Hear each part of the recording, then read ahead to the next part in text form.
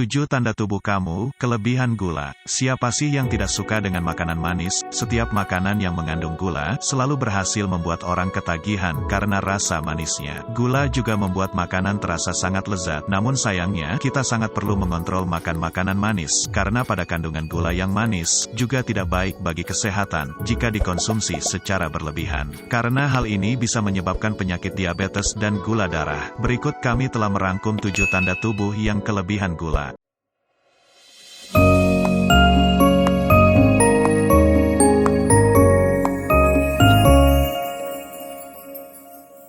Satu, mulut terasa kering. Mulut kering atau yang biasa disebut serostomia merupakan salah satu ciri-ciri orang yang memiliki gejala gula darah tinggi. Gejala mulut kering juga dibarengi dengan bibir pecah-pecah, bau mulut, sering kehausan, serta terasa kering pada tenggorokan. Tingginya kadar gula darah menyebabkan kelenjar air liur terganggu, sehingga tidak dapat menghasilkan air liur secara normal. Akibatnya, kebutuhan air liur tidak bisa tercukupi dan menciptakan kekeringan serta masalah di mulut sebagian orang dengan gula darah tinggi. Nyeri dan sakit pada gusi juga dapat menjadi tanda lain yang menyertai. 2. Penglihatan kabur. Gejala gangguan mata yang sering dirasakan pada orang dengan gula darah tinggi adalah pandangan kabur. Munculnya ciri-ciri gula darah tinggi satu ini disebabkan oleh tubuh yang tidak mampu menggunakan kelebihan gula sebagai sumber energi untuk saraf dan jaringan mata. Saraf dan jaringan mata yang kurang asupan makanan dari glukosa tidak bisa bekerja dengan baik sehingga akhirnya menyebabkan gangguan penglihatan mata. 3. Sering merasa haus dan buang air kecil. Tetaplah waspada dengan rasa haus yang terlalu sering muncul meski telah banyak minum. Karena pada kondisi seperti ini, bisa menjadi sebuah tanda bahwa Anda sedang mengalami kelebihan gula atau penumpukan gula dalam darah.